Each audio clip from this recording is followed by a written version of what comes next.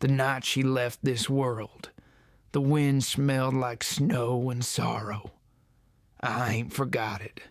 Not the hush in the house, not the way the twins breathed like little foals wearied from their first standing. Out on the prairie, the moon hung thin as a fingernail, and every fence post threw a long, cold shadow at my feet. I kept a lamp burning 3 nights straight, as if a small flame could bargain with the dark. It couldn't. You learn that quick out here. Fire warms, it don't heal. Name's Caleb Hartwell. Folks call me Hartwell, or just Caleb. My spread sits where the sage breaks open to yellow grass, a day's ride from the rail line. Winters come low and mean. They carry a silence so thick it crowds a man's chest. Those months after my wife passed, I didn't speak unless I had to. The twins, Eli and Clara, understood more than children ought. Eli watched me like he feared I might drift off the edge of the world. Clara curled against my sleeve at night, fingers hooked in the cloth, same as a calf hooks a thumb in a fence knot. I told myself I could hold us steady. A man can't tell himself that forever. Supplies ran thin. The stove asked more wood than my back had left. So I saddled Rowdy, my bay with the chipped ear, and I rode to town while the horizon wore a band of pewter. Snow threatened, the kind that starts like dust and ends like a burial. I tasted iron on the wind and reckoned I had half a day, maybe less, to fetch flour, salt, and a coil of lamp wick. I tied Rowdy at the hitch and felt the boards of the platform shiver under boot. Train coming. The station house was a rectangle of light, set in gray. I could smell creosote from the ties, coal smoke, leather wet from breath. Men muttered. Women kept scarves over their mouths.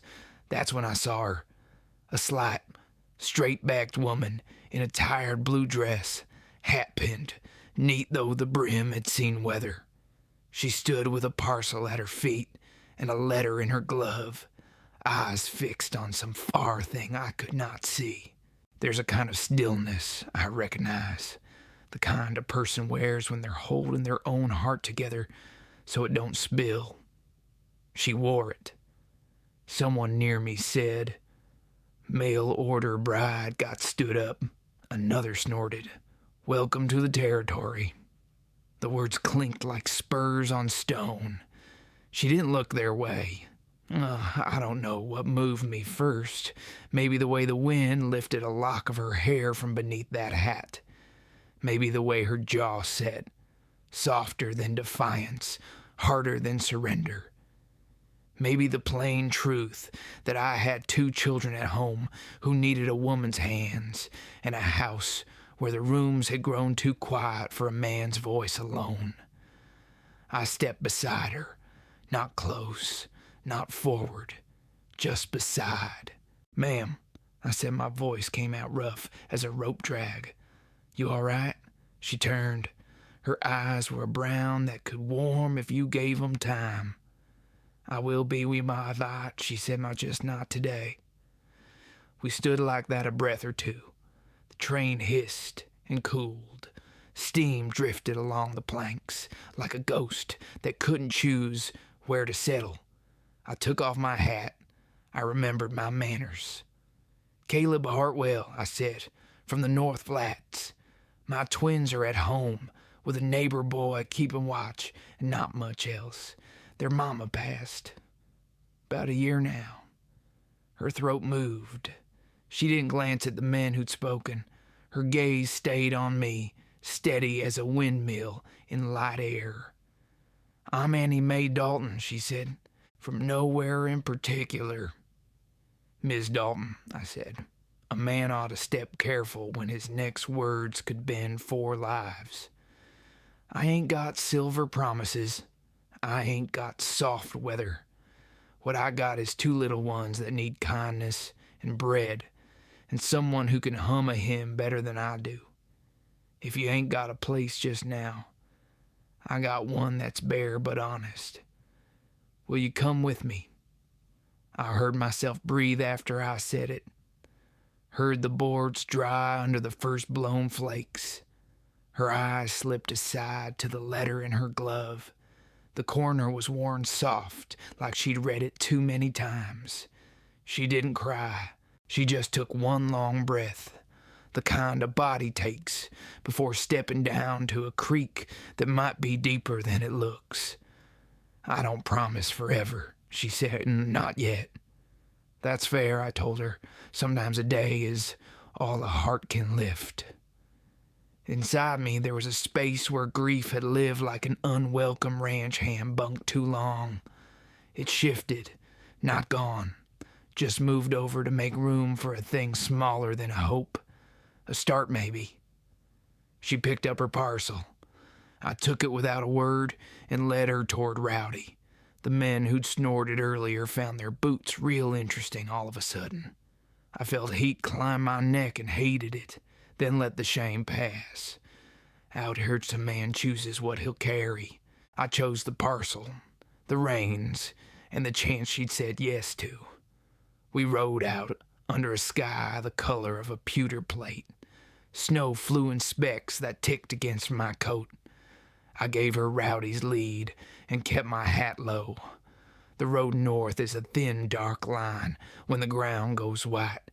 Cottonwoods point the way if you know how their branches lean. I know. I was born to this quiet and this hard. I looked back at her once. She rode straight, hands set right, eyes forward. Not fragile, not a reed. More like willow. Bends but don't break easy. I felt some small, raw thing rise and try to speak in me. I pressed it down gentle. A man don't speak before the words are ready. I thought of Eli's questions at night, of Clara's small hand on my sleeve, of the lamp that kept on burning when the dark pressed close. I thought of the bite in my own voice since the burial, and how it might soften if another voice moved through the rooms.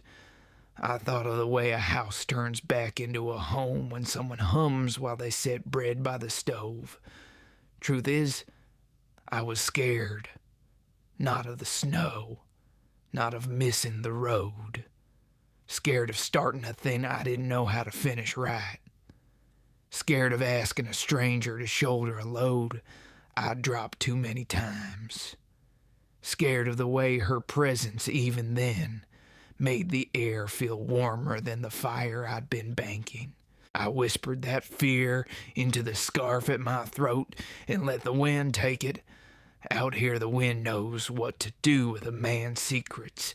It spreads them thin till they can't cut so deep. We rode on. The homestead waited, tucked in a fold of land where the grass bows humble even when it's green. The lamp in the window wouldn't be lit yet, but I could picture it. I could picture Eli leaning into the glass, counting heartbeats, and Clara pressing her cheek to the cat that pretends to be wild when guests come. I could picture Annie Mae stepping through that door, and the boards remembering what footsteps of a woman sound like. Maybe that's all a man gets on a hard winter day, a picture you can hold, steady and simple as the light goes. Sometimes a picture's enough to steer by. If you've ever stood at the edge of a life and chosen to take one more step, you'll understand. Morning, broke gray and brittle, same as the crust of ice on the water trough. I was up before the stove caught flame, cutting kindling with a steady hand that didn't feel steady inside. Annie Mae slept on the cot near the fire, still wearing that travel dress. Her hat hung on the chair like it had been waiting its whole life for a hook. Eli and Clara stirred when the smell of smoke turned sweet. They blinked at her, then at me, the way young'uns do when their world changes overnight. Eli's voice came first. "Papa, who's she?" I set down the hatchet. "This here's Miss Dalton. She's come to help us a spell." Annie Mae sat up, hair loose from its pins, and for a breath I saw the tired woman beneath the polite one. She smiled gentle, not wide, just enough to let the children breathe easier. "You must be Eli," she said, "and you're Clara. Your papa's told me you're brave enough to chase coyotes from the hen house." Clara grinned, missing a tooth, proud as a sunrise. I didn't have the heart to tell her no one ever scared a coyote off just by smiling, but I reckon hope's a kind of weapon too. The snow set in that day, thick mean flakes that chewed at the windows and muffled every sound except the crackle of wood. By noon, the trail to town had vanished, and by evening, we were a small island adrift in white. Annie Mae didn't complain. She moved through the cabin like she lived there all her life, checking the kettle, patching a tear in Eli's sleeve, humming low songs I half remembered from church back east. I caught myself listening longer than a man ought. That night, the twins curled near her on a quilt by the fire. I sat at the table sharpening my knife, pretending I wasn't watching the way her fingers brushed Clara's hair from her eyes. "You're quiet," she said without looking up. "I usually am," I answered. "Talking don't fix much." She nodded, eyes on the flames. "Maybe not, but sometimes silence breaks a person quicker than a storm." The words hung there. I didn't have an answer worth speaking. She looked like she did, but held it back out of kindness. Later, when the kids had fallen asleep, she laid her hands on her lap and spoke so soft I nearly missed it. "The man who sent that letter, he promised a church wedding, a house, said he wanted a woman of faith. When I stepped off that train, he wasn't there. Maybe he never was." Her voice didn't shake. It just thinned, like smoke. I felt something twist deep in my chest. Not pity exactly, just the plain ache of recognizing another person's break. "You deserve better," I said. She smiled a little. "So did you."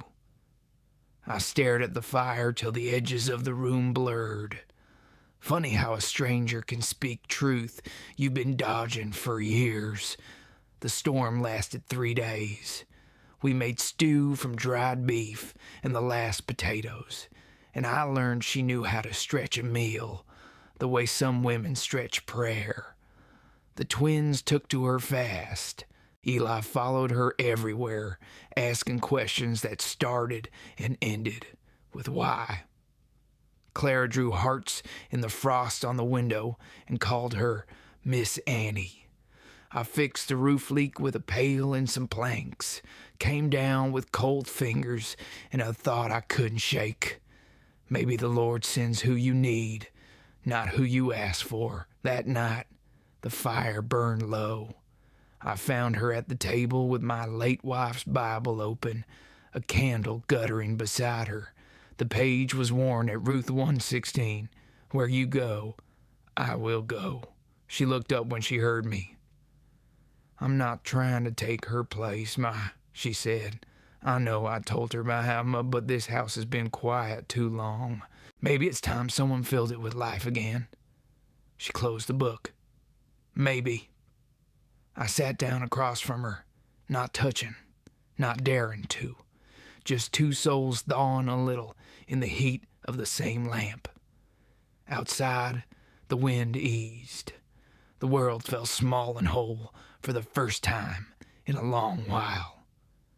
By the fourth morning, the clouds tore open. Sunlight found its way through the cracks and painted the table gold. The twins whooped at the sight of blue sky like it was Christmas. Annie Mae looked at me over their laughter. "You've got good children, Caleb." "I reckon they take after their mama," I said. "And their father," she added, quiet but sure.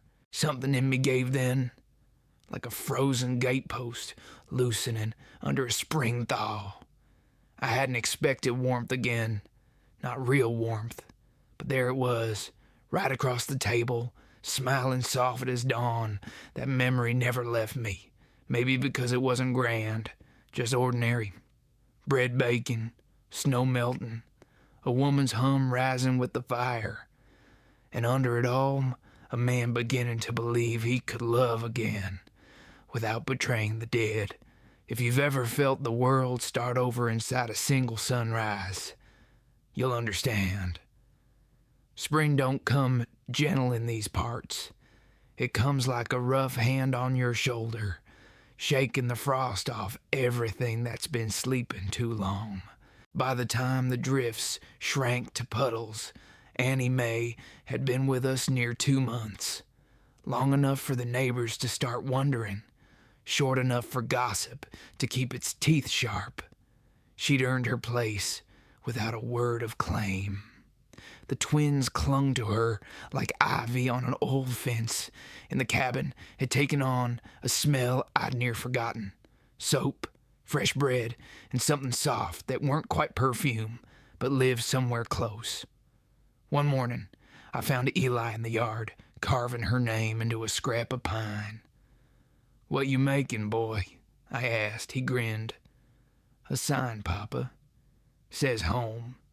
Miss Annie says every place deserves a name." That stuck with me, the way she said every place, not every man. The first Sunday the road cleared, I saddled up the wagon for town. Annie Mae hesitated at the door, smooth in her dress, eyes asking what her mouth didn't. "You're welcome to come," I said. "Ain't no one'll bite." She smiled but didn't answer right away. "I reckon I will. The good Lord's waited long enough to see me back in his house." The twins cheered, and I swear, for the first time in a year, I didn't dread the sound of church bells. Town was half slush, half dust that morning. Folks nodded polite when we passed, but I saw the questions running behind their eyes. Inside the chapel, warmth and whispers mingled. Old Mrs. Whitlock, who never missed a chance to stir a pot, leaned over to another woman and said, loud enough for the Lord himself to hear, "That's the widow from the station, ain't it? The one he brought home?" Annie Mae's shoulders tensed just so. I could feel the heat crawl up my neck. The twins sat straight, clutching hymn books too heavy for their hands. When the service ended, Pastor Green called for everyone to stay a moment. "Brother Hartwell," he said kindly, "we've all seen the Lord work in mysterious ways. Maybe you'd care to tell us about the woman you've brought under your roof." Every head turned. The sound of wooden benches creaking filled the room. I should have said the truth plain, that she'd saved our lives that winter, that she brought warmth back into my children's laughter, that I hadn't known how to breathe right till she did it for me. Instead, fear spoke first. "She's helping with the young'uns," I said. "A housekeeper, you might say." The word hit the floor like a dropped knife. Annie Mae didn't flinch, but her eyes went somewhere far from me. The twins looked confused. Pastor Green just nodded slow, the way a man does when he knows better, but won't shame you in public. We left early. The wagon wheels bit mud the whole way home. Neither of us spoke. When we reached the porch, she stepped down, hands tight around her shawl. "Thank you for the ride, Mr. Hartwell," she said, formal, cold. "You can tell the children I'll pack my things after supper." I opened my mouth, closed it. Words crowded, none right. "I didn't mean..." She looked at me then, and Lord, if that look cut deeper than any blade. "You meant to be safe," she said. but safe's what keeps people lonely, Caleb.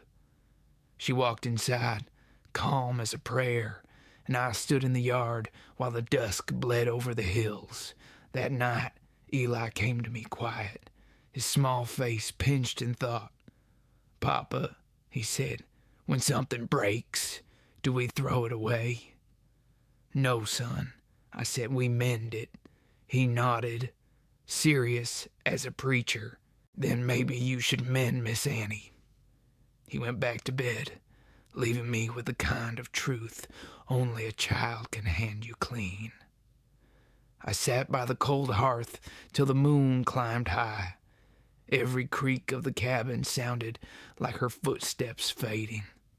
I thought of the storm she'd braved, the laughter she'd stitched back into our walls, the way her name fit our voices now, like it had always been meant to. Out here a man can patch fence, shoe a horse, stitch a saddle, but there ain't no easy fix for pride. When the past catches up, it don't knock. It just steps inside, uninvited, and sits across the table till you reckon with it. I got up, lit the lamp, and began to carve. Not words to hide behind this time, but truth. If you've ever let fear talk louder than your heart, you'll understand.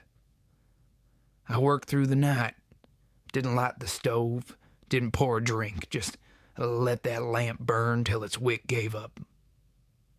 The wood I carved was rough pine, same kind Eli had used for his little sign.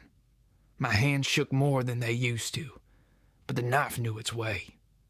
By dawn, there it was.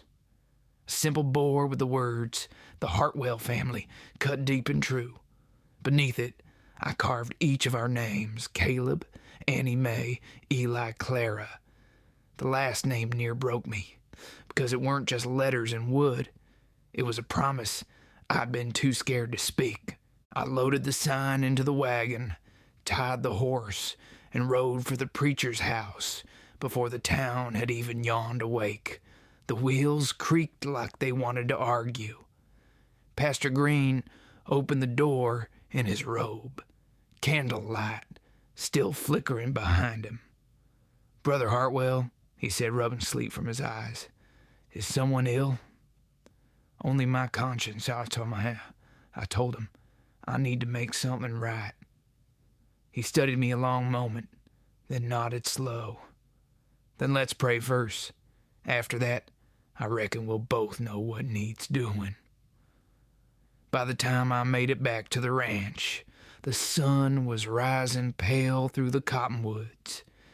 Annie Mae was on the porch, shawl around her shoulders, a small trunk at her feet. She didn't look surprised to see me. Maybe she'd expected I'd come. "I'm sorry," I said before my boots even hit the step. "You ain't no housekeeper. You're the woman who pulled my family out of the grave I dug with silence. I was scared to give you a name in front of them folk. Scared I didn't deserve what you brought into this house." Her eyes glistened, but she didn't speak. So I lifted the board from the wagon and set it on the porch rail, sunlight catching in the grooves. "The Hartwell Family." She traced the letters with one gloved finger. "You carved this?" "Yes, ma'am," I said. "And the preacher's waiting if you'll still have me." The silence that followed was soft as the first fall of snow. Then she smiled, not that weary, guarded smile from the station, but one that reached her eyes, full and trembling. "I reckon the twins shouldn't have to wait for breakfast to hear the news," she whispered. The ceremony took place right there in the cabin, with the twins as witnesses, and the wind tapping gentle on the shutters. Clara clutched a wildflower, like it was the rarest treasure on earth. Eli held my hand so tight, I thought he might never let go. Pastor Green spoke the words, slow and sure. I answered them steady, Annie Mae's voice shook once, and then settled like a song that finally found its key.